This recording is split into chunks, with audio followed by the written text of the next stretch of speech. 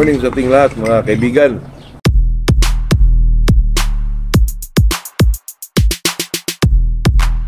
Dito naman tayo sa ating usapang magmamanok po. Talagang ito naman ay enjoyment lang at saka kung ano man yung mga tingin nyo ay mali sa mga sinasabi ko ay paki-comment na rin mga kaibigan para iwasto rin natin yung ano natin ay tayo naman ay open sa lahat na mga suggestion po o komento po. Sa atin lang dito ay ano lang po, good vibes. Bago tayo mag-umpisa sa ating pagmamanok na usapan po ay shout out muna tayo kay Luisito Sividal, Gerard Jr., Greg Bradley Villanueva, Taal, Batangas po. At saka itong kaibigan kong si Pipi Bato. Pabarangay natin yan, tol. Ito, mag-umpisa na tayo. Pag-usapan natin ngayon ay tungkol sa yung paano natin pupultuhin, pakapalin ang katawan ng manok o yung talagang bulto ang katawan ng manok po. Ito naman sa atin ay marami na tayong mga injectable vitamins na binahagi natin tungkol sa pagkondisyon o maintenance, yung ganun ba mga kaibigan. Ang dami na po. Kaya itong sinasabi ko ngayon mga kaibigan, kung gusto tayo na pabultuhin, pakapalin ng isang katawan ng manok, ay ito lang po ang solusyon dyan mga kaibigan. At saka itong manok mo ay medyo tumapang po, madali lang po silang mag-mature through these two injectable vitamins. Na ang injectable vitamins na to ay itong tinatawag nating testosterone injectable vitamins at saka itong Bilamel po. Napakaganda po nito mga kaibigan. Magbigay tayo ng 0.5 every 15 days po. Puwinto sa po mga kaibigan, puwinto sa testosterone at saka 0.3 sa Bilamel. Diretso na mga kaibigan, kuha ka ng puwinto sa testosterone at saka 0.3 sa Bilamel po. Ito mga kaibigan, napakaganda po ito. Kung maniwala kayo sa akin, ito naman na experience ko, binahagi ko lang kaya baka gusto nyo ring gayahin o adapt nyo sa program nyo sa paano natin i-develop ang stag natin na maganda yung katawan nila. Ito po ang pinaka-the best mga kaibigan. Puwinto na testosterone, haluan mo ng 0.3 na Bilamel po. Yun, every 15 days mga kaibigan, makita mo ang resulta for about 3 months siguro mga kaibigan. Tako, bultong-bultong katawan ng manok at saka madali na po silang mga kaibigan mag-matured po at saka kung isabong mga kaibigan, lumalagitik na po yung mga palo nila. Ito naman ay preparation for lang po, kung ano man yung gusto nyong gawin sa stag nyo o gusto nyo bang sumali sa mga events na pang-stagan po. Maganda po ito mga kaibigan kasi ito kasing testosterone, alam naman natin lahat ito, nag-hype ito pag tumaas yung testosterone level ng isang manok ay doon lumalabas yung mga yung tinatawag nilang hype ng isang manok po. At saka sabayan natin itong Bilamel kasi itong Bilamel talaga ay alam naman natin na ito ay vitamina, lahat ng mga sangkap nito ay talagang pampaano ng manok, pang sa kanyang healthiness po. Yan po. At saka pag ito ang maisaksak mo dito mga kaibigan, mas maganda talaga ito magsaksak ka ng gabi po. Gabi. Tapos kinamagahan, magligo ka. Pwede namang magligo ka sa umaga, tapos saksakan mo sa gabi ng puwinto na halo mo na kaibigan. Kuha ka ng puwinto sa testosterone, 0.3 sa Bilamel, yun. Saksak mo yun. Pwede rin kasi itong manok kaibigan, lalo na pag stag po, medyo pag maanuhan mo sila ng injectable vitamins, medyo umiinit po yung katawan nila po. Sa akin po na bilang gumagamit nito, experience ko, binahagi ko sa inyo, magligo pa ko nito sa gabi, mag-inject ako sa kinabukasan, magligo po.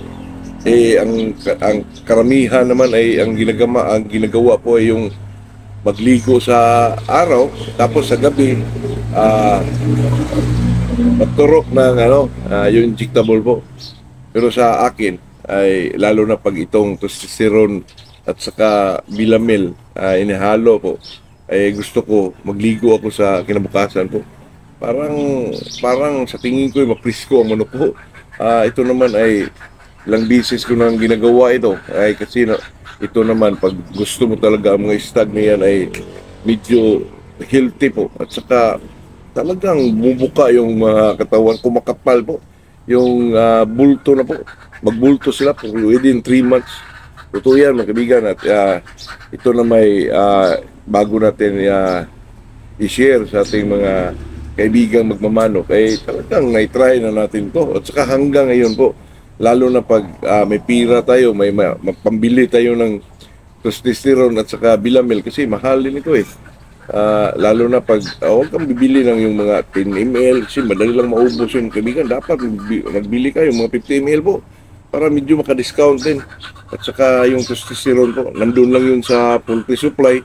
Hindi ka na mahirapang maghanap doon kasi pag magtanong ka dyan sa mga sa mga poultry supply mga employee ay talagang sabihin nila, nakaseminar din yung mga yon. Alam nila kung ano mga gamitin sa isang manok po. Kaya ito namang magturok tayo nitong testosterone at saka itong bilamil po. Ay kailangan din natin yung i-follow yung yung step by step na yung sa booster pa sila, yung sa 2 to 4 months na stag developer, pagkatapos yung micropellets, unti-unti nating haluan ng mga grains, saka mag-maintenance ka na ng inerton, tapos inirmax ba, gusto mo nang pabukayan, tapos saksakan mo rin ng ganito po. Nako, ang manok mo kumakapal yung katawan po, at saka madali lang silang madibilo po, madali silang mag-mature. At saka kung isabong ito mga kaibigan, grabe ang palo, parang silang mga na po, parang mga yung mga bulkak na tawag nito, yung parang 11 months old na po yung mga ganyan po. Kasi naman itong turok tayo ng testosterone at saka bilamil, lalo na itong bilamil ay napaka-fit po sa paghalo nitong testosterone. Ito naman na-adapt natin through sa mga kaibigan po. So, alam naman natin yung mga kaibigan na ako bilang isang magmamanok ay bukas sa lahat po. Kasi pag hindi tayo makinig sa mga medyo may alam o mga kauna sa atin, kailangan mo talagang i-adapt yun. At saka yung mga hindi gusto, palagi ko na itong sinasabi, na kung itong mga hindi mo gusto, isitabi mo lang. Kasi baka sa future, magamit mo rin yan, yung mga hindi mo nagustuhan. At saka itong nagustuhan mo, yun ang i-apply mo sa mga pamaraan mo sa pag-alaga o pagkondisyon man sa ating mga alagang manok po. At saka itong sinasabi ko na itong mga injectable vitamins ay marami pong mga katangian na yung mga nila, yung mga benefits nila sa mga manok po.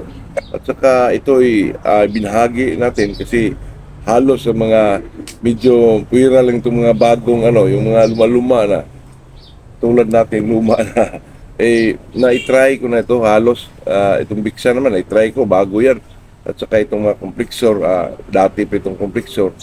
Pero itong may bahagi ko na ngayon, itong testosterone at saka bilamil po ay talagang bumubulto ang katawan naman to, at saka kumakapal po, at saka magbuka talaga yung pero kasabay na rin ito sa mga itong mga maintenance feeds na magaganda sa ating mga alaga po. Ito naman sa atin ay puro lang ito tip, puro lang ito, hindi tayo nagtuturo, pero ang sa atin mga kaibigan ay para lang masiyahan po yung mga kababayan natin na sundin din nila itong 0.2 na testosterone at saka 0.3 na bilamil. Ito'y okay po, napakaganda sa ating mga stag po, lalo na pag sila ay padibilo pa lang. Yung bakit pa sila mga 5 to 6 months old hanggang 8, mga ganyan mga kaibigan. Doon mo makita ang isang manok na bulto ang katawan po. Walang halong char-char mga kaibigan. Good morning sa ating lahat po.